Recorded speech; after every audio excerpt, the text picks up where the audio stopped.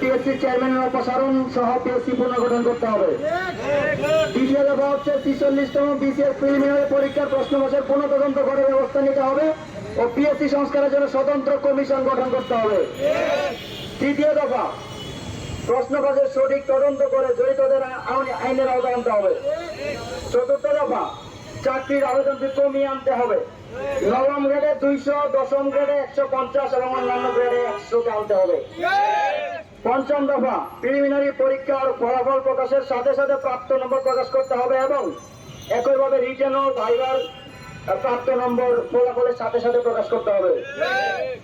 ষষ্ঠ দফা ভাইবার নাম্বার ৫০ কমিয়ে আনতে হবে এবং ভাইবার পূর্বেই মানে ভাষা বাংলা না ইংরেজি সেটা পছন্দের সুযোগ থাকতে হবে।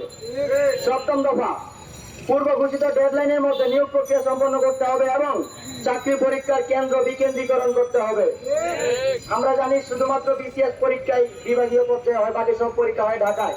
সেই ক্ষেত্রে একজন পরীক্ষা ক্যান্ডিডেটকে সেই ময়মনসিংহ থেকে রাজশাহী থেকে ঢাকা আসতে হয়, যেটা একটা প্রহসন, এটা বিকেন্দ্রীকরণ করতে হবে। অষ্টম দফা ক্যাডার এবং নন ক্যাডারের সুনির্দিষ্ট পদ প্রকাশ করে নিয়োগ প্রক্রিয়া সম্পন্ন করতে হবে।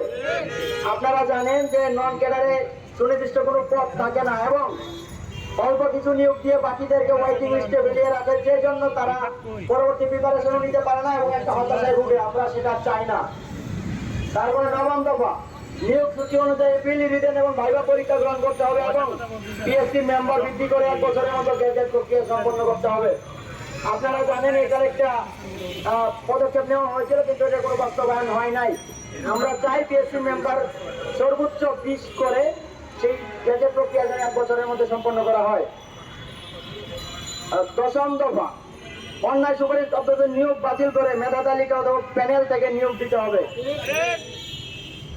আর সাম্প্রতিক সময়ে আমরা দেখতে পাচ্ছি যারা আউটসোর্সিং কর্মচারী ছিল তাদেরকে শুধুমাত্র একটা অফিস নোটিশের মাধ্যমে তাদের চাকরি স্থায়ীকরণ করা হচ্ছে, যেটা স্পষ্ট প্রহসন। আমরা সেই প্রহসন মানি না। আউটসোর্সিং কর্মচারীদের নীতিমালা এবং নীতিমালা ব্যতীত এবং শুধু অফিস নোটিশের মাধ্যমে তাদেরকে চাকরি স্থায়ীকরণ করা যাবে না। তারপরে ১২তম দফা মন্ত্রণালয়ের সকল নিয়োগ স্বচ্ছতার ভিত্তিতে প্রক্রিয়া সম্পন্ন করতে হবে এবং ১৩তম দফা হচ্ছে এই চাকরির পরীক্ষার যে স্বচ্ছতা সেটা নিশ্চিত করতে হবে।